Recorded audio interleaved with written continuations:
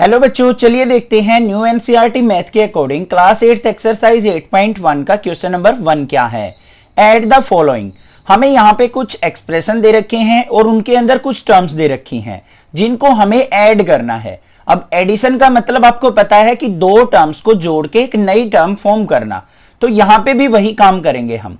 सबसे पहले देखो यहाँ पे कितनी टर्म दे रखी है, एक टर्म ये हो गई, सेकेंड टर्म, थर्ड टर्म। तो हमें क्या करना है, सबसे पहले फर्स्ट टर्म को राइट डाउन करना है।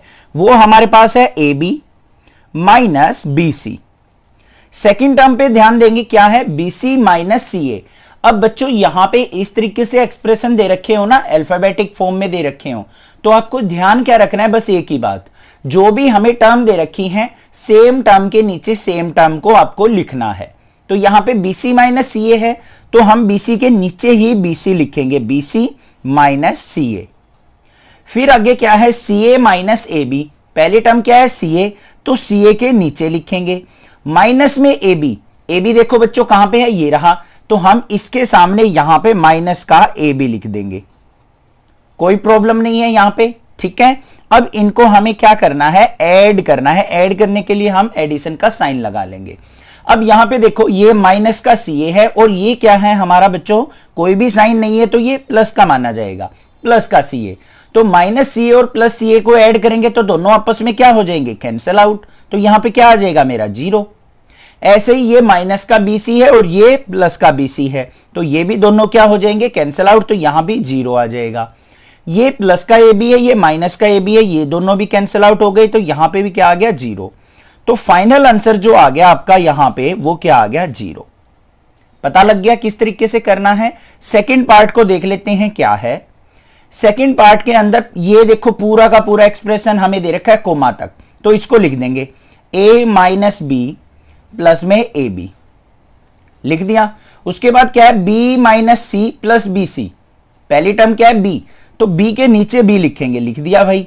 आगे क्या है, माइनस का c, यहां पे c कोई भी टर्म नहीं है तो इसको अलग लिख दो, माइनस का c और प्लस में बी सी। ऐसे कर सकते हैं हम अलग अलग करके। आगे चलते हैं थर्ड एक्सप्रेशन पे, क्या है, c माइनस ए प्लस का ए सी। तो c देखो कहां पे है, ये रहा, तो यहां पे c लिख दिया। माइनस का a है तो a के नीचे लिखेंगे इसको, तो ये लिख दिया हमने माइनस का a, और फिर प्लस में ए सी, तो इसको लिख देंगे पीछे की तरफ। ऐसे अगर आपको लिखना आ गया ना तो क्वेश्चन में कुछ भी नहीं है, ठीक है। अब इसको हमें क्या करना है, ऐड करना है। तो यहां पे देखो a के नीचे माइनस a है, एक पॉजिटिव एक नेगेटिव, तो a से a कैंसिल आउट हो गया, तो यहां पे क्या बचा, जीरो। यहां पे माइनस b है, ये प्लस b है, ये भी कैंसिल आउट हो गया, तो यहां भी क्या आ गया हमारा, जीरो। फिर प्लस में इसके नीचे कुछ भी नहीं है, तो ये हमारा एज इट इज आ गया। c से c कैंसिल आउट हो गया, बी सी भी हमारा एज इट इज आ गया, और ए सी भी हमारा एज इट इज आ गया। तो फाइनल आंसर क्या आ गया, यहां पे a b plus b c और प्लस में ए सी। ये टर्म बच गई हमारी, ये हो जाएगा आंसर। बिल्कुल इजी था, सेकंड पार्ट भी समझ में आ गया। थर्ड पार्ट पे चलते हैं। थर्ड पार्ट में हमें क्या दे रखा है, ध्यान से देखो, 2p स्क्वेयर क्यू स्क्वेयर, फिर माइनस का 3p क्यू और प्लस में 4। आगे चलते हैं भाई। पहली टर्म क्या है, प्लस का 5, इसके साथ ना तो p है ना q है, तो ये इसकी कैटेगरी में, इसकी फैमिली में आता है। एक जैसी फैमिली के मेंबर्स को ही हम ऐड सब्ट्रैक्ट कर सकते हैं, तो ये इसके नीचे आ जाएगा, ये आ गया हमारा प्लस का 5। फिर क्या है, प्लस का 7pq, ये कहां पे आएगा, इसके नीचे, तो यहां पे लिख देंगे प्लस का 7pq, यहां पे साइन क्या रहेगा, पॉजिटिव। फिर क्या है, माइनस का 3p स्क्वायर क्यू स्क्वायर, तो वो इसकी फैमिली में है, तो इसके नीचे आ जाएगा माइनस का 3p स्क्वायर क्यू स्क्वायर। बस सिंपल था, ऐसे करना है आपको। तो यहां पे हम क्या करेंगे, इनकी एडिशन कर लेते हैं। 5 और 4 को ऐड किया तो 9 आ गया, फिर प्लस का साइन। यहां पे देखो ये माइनस का 3pq है, ये प्लस का 7pq है।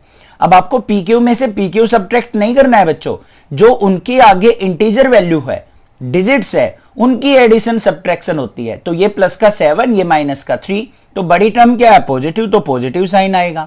7 में से 3 गया तो 4, और pq साथ में रहेंगे। आगे चलते हैं। यहां पे देखो माइनस का 3p स्क्वायर क्यू स्क्वायर है, यहां पे प्लस का 2p स्क्वायर क्यू स्क्वायर है। बड़ी टर्म नेगेटिव है तो नेगेटिव साइन आएगा। 3 में से 2 गया 1, 1 को लिखने की जरूरत नहीं है, या फिर लिख भी सकते हैं 1 पी स्क्वायर क्यू स्क्वायर।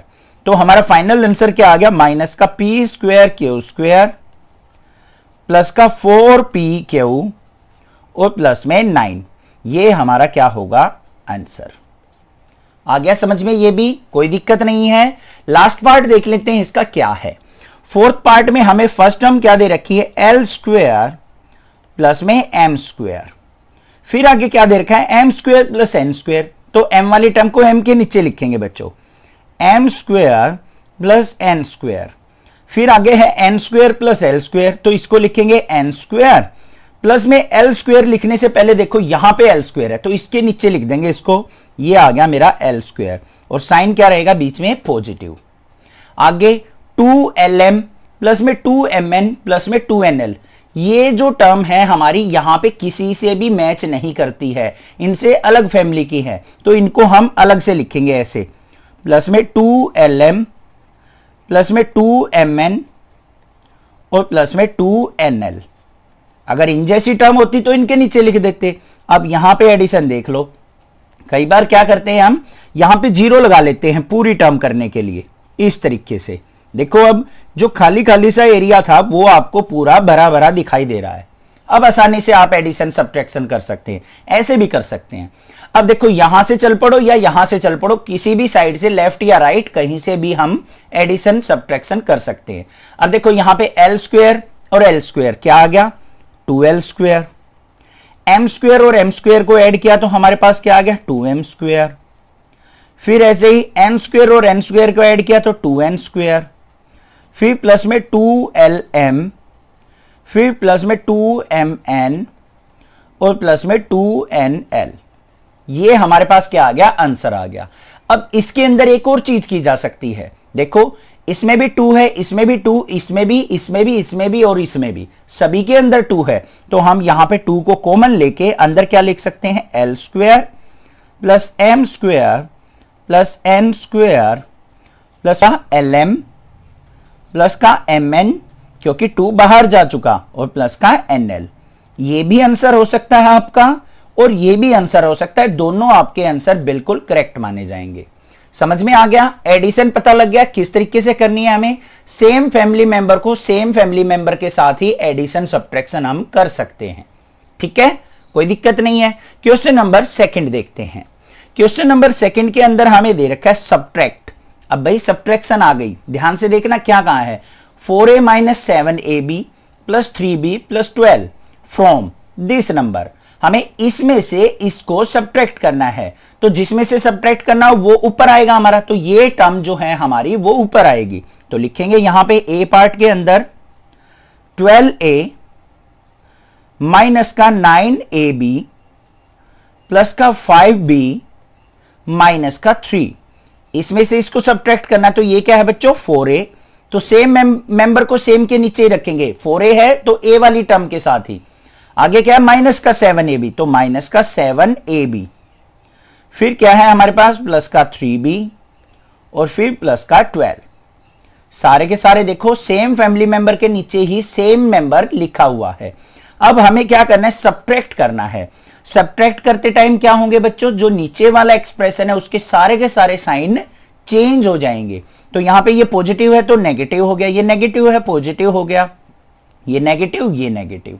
अब इसको सिंप्लीफाई करेंगे, ये 12a, ये माइनस का 4a, 12 में से 4 गया 8, साइन किसका आएगा, जो बड़ी टर्म है पॉजिटिव, और a एज इट इज। यहां पे आ जाओ, माइनस का 9ab और प्लस का 7ab। अब ये नेगेटिव नहीं रहा है, अब ये पॉजिटिव हो गया है सब्ट्रैक्ट करते टाइम। तो -9 और प्लस का 7, बड़ी टर्म क्या है, माइनस का 9, तो 9 में से 7 गया 2, तो माइनस का 2ab। 5 में से 3 गया प्लस का 2b, और -12 और -3 ऐड हो जाएंगे, साइन माइनस का रहेगा, 12 और 3 15। तो ये आ गया मेरे पास फाइनल आंसर। बिल्कुल इजी है, समझ में आ गया। नेक्स्ट पार्ट देखते हैं, subtract this from this number.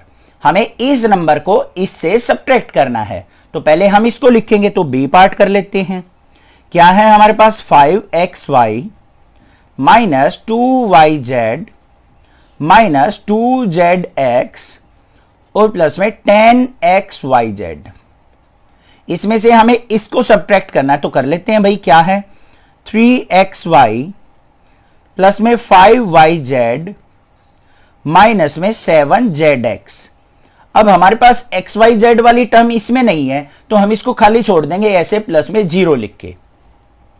अब सब्ट्रैक्ट करना है तो यहां पे ऑन सब्ट्रैक्शन इस तरीके से लिख देंगे। ऑन सब्ट्रैक्शन क्या होगा, जो भी नीचे एक्सप्रेशन है उसके सारे के सारे साइन चेंज हो जाएंगे। ये नेगेटिव, ये भी नेगेटिव, ये पॉजिटिव, ये नेगेटिव। अब 5xy में से 3xy गया तो 2xy, साइन किसका रहेगा पॉजिटिव। यहां पे माइनस का 2 और माइनस का 5 क्या हो गया माइनस का 7yz। प्लस के 7 में से 2 गया तो प्लस का 5zx। और यहां पे हमारे पास कोई भी डिफरेंस करने के लिए चीज नहीं है सब्ट्रैक्शन के लिए, तो 10xyz में से 0 को सब्ट्रैक्ट करेंगे तो हमारा प्लस का 10xyz एज इट इज रह जाएगा। तो ये आ गया बच्चों फाइनल आंसर। क्लियर है। लास्ट पार्ट देख लेते हैं। ये थोड़ा सा बड़ा एक्सप्रेशन दे रखा है तो घबराने की बिल्कुल जरूरत नहीं है, हमें बस सेम फैमिली मेंबर को सेम फैमिली मेंबर के नीचे ही लिखना है।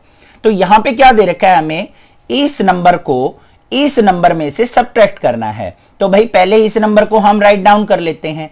क्या है हमारे पास 18 minus 3p minus 11q plus का 5pq माइनस 2pq स्क्वायर और प्लस का 5p स्क्वायर q। अब भाई इस क्वेश्चन में क्या करना है, या तो इस वाली टर्म को उल्टा कर लेते, इसको आगे फिर इसको पीछे फिर इसको पीछे फिर इसको, या फिर इनको उल्टा करना पड़ेगा, तभी हम इस क्वेश्चन को सिंप्लीफाई कर सकते हैं। अब देखो यहां पे इसके साथ कोई भी पी क्यू की टर्म नहीं है तो हमें इसमें से विदाउट पी क्यू वाली टर्म ढूंढनी है। तो हमें क्या मिला माइनस का 10, तो इसके लिखेंगे नीचे माइनस 10। फिर देखो ये क्या है प्लस का 7q, एक साइड से लिखेंगे बच्चों, ये प्लस का 7q है तो q वाली नीचे लिखेंगे, तो ये लिख दिया हमने प्लस का 7q। फिर माइनस का 8p, तो ये लिख दिया माइनस का 8p। फिर 5p के स्क्वायर, p के स्क्वायर वाली टर्म क्या है ये रही, तो प्लस का 5p के स्क्वायर। फिर माइनस का 3pq, तो इसके नीचे लिखेंगे माइनस का 3pq और प्लस का 4p स्क्वायर q। ये चीज ध्यान देनी है बस। जिस बच्चे को ये करना आ गया ना तो कोई भी एडिशन सब्ट्रैक्शन का सवाल हो आप चुटकियों में सोल्व आउट कर सकते हैं, उसको हलवा बना सकते हैं। बस लिख दिया सेम फैमिली मेंबर को सेम फैमिली मेंबर के नीचे, फैमिली मेंबर नहीं सॉरी चलो भाई इसमें से अब हमें क्या करना है सब्ट्रैक्शन करनी है। सब्ट्रैक्शन करेंगे तो साइन चेंज होंगे बच्चों, नेगेटिव का पॉजिटिव, नेगेटिव का पॉजिटिव, ये भी नेगेटिव, ये पॉजिटिव, ये नेगेटिव, ये नेगेटिव। इतनी बात आ गई समझ में। चलते हैं अब 18 में 10 ऐड करेंगे। अब ये साइन भूल जाना है आपको, 18 में 10 ऐड किया तो 28। फिर माइनस का 3p प्लस का 8p, 8 में से 3 गया तो प्लस का 5p। माइनस का 11 और 7 क्या हो गया माइनस का 18q हो गया। प्लस का 5 और 3 क्या हो गया प्लस का 8pq हो गया। यहां पे माइनस 5 और माइनस 2 क्या हो गया माइनस का 7pq स्क्वायर हो गया। 5 में से 4 गया तो 1 बचा, तो पॉजिटिव बचेगा क्योंकि बड़ी टर्म पॉजिटिव है, तो प्लस का p स्क्वायर q। ये हमारा क्या आ जाएगा फाइनल आंसर आ जाएगा। एनसीईआरटी में इसको रिवर्स करके भी लिखा हो सकता है और ऐसे की ऐसे भी लिखा मिल सकता है, तो घबराने की जरूरत नहीं है। चैनल को जरूर सब्सक्राइब करना क्योंकि क्लास 12 तक की वीडियो आपको इस चैनल पे मिल जाएंगी। और प्लीज आपके टीचर की आपसे रिक्वेस्ट है बच्चों, अपने फ्रेंड्स में अपनी क्लासमेट्स में इन वीडियोज को जरूर शेयर करते रहें। Thank you students for watching next classes video.